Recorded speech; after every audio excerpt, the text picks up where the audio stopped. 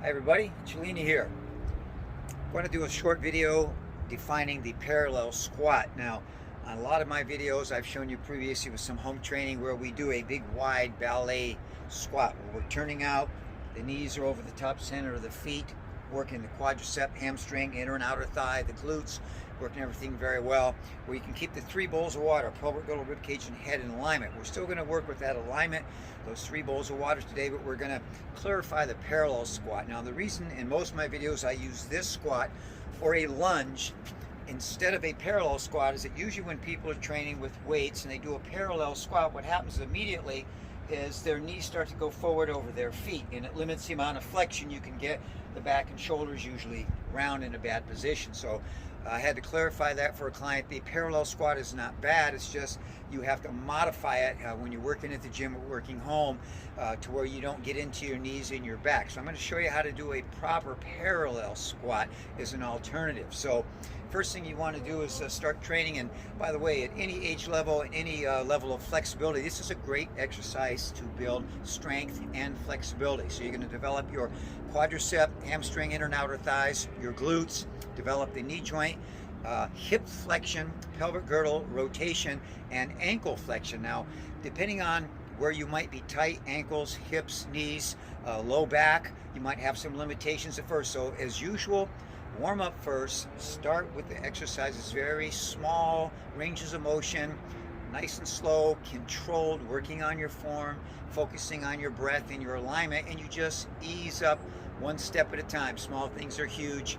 over moderation with consistency and longevity. So just to show you initially, you can use a chair for counterbalance, especially if you're training at home, because you're going to need to modify this position from a regular pair. So here's our limitation here, not using a chair or keeping the body upright. So what we're going to do here is we're going to start with those three bowls of water. We're going to allow those to rotate and go forward. So if you had a broomstick, you can see I'm going to keep this angle in our malosternal position, and I'm just going to keep the whole thing in alignment. Now you can notice my knees are over the top center of my feet, not forward past my toes, and that's what we're working for on a parallel squat. So what you can do is start with a chair, find a distance that's comfortable where you balance yourself, and you start to go, as you start to go down, immediately start to tilt forward a little bit. So your three bowls of water are now angling forward. Watch your head and shoulder position. Now you slowly start to go back with the buttocks away from the chair, and then back up, squeezing the inner thigh, pushing down into the floor, squeezing the glutes. So just gravity going slow, eccentric contractions where the muscle stretching is going to work those very slowly. Squeeze and hold the isometric position, and then give a push, 1-2 concentric squeeze without locking the knee joint. Squeeze everything at that point, including your abdominals. So what you want to do is you want to start building up the distance on this. Again, make sure you're going back away from your knee joints, angling. If you go too far over, you're not going to be able to go deeper, so you keep the head up about a 45 or so, and you can go a little bit deeper. So you just want to build up on that squat very, very slowly.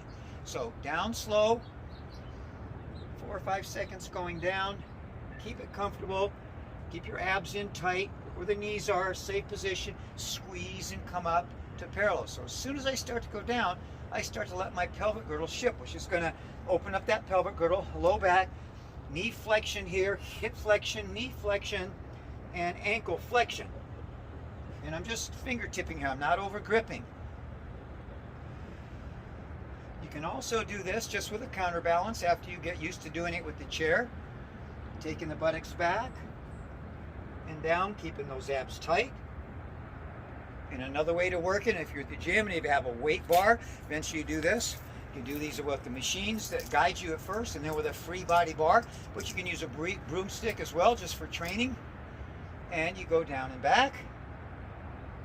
Keep it tight.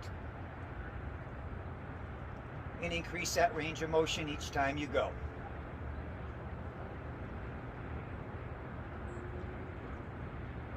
So as I would continue that movement, I would increase my depth or range of motion. So that's the basics on that parallel squat. Keep it safe. Keep the abs tight. You want to squeeze. Always go down slow on the eccentric contraction where the muscles are stretching. Hold the isometric position, and then when you come up, you want to contract on the concentric speed and explosion. Now, this is very good. As people age, they have problems getting up off a couch, getting up and out of a chair, mobility. So as you pick that up, you start to do it with a little speed and explosion as well. So you keep those fast twitch fibers going. So all around training, this is very, very good for your mobility, strength, and flexibility. Going to open up that ankle joint, that knee joint, that hip joint, the pelvic girdle flexion. Very, very good stretching the low back, strengthening the low back, abdominals, quadricep, hamstring, inner and outer thigh, and glutes. And just a fantastic exercise. I recommend trainings. You can do them on a counter at home. You can do these anywhere. So very good exercise. Everybody should be doing these. Cellini out. Be well.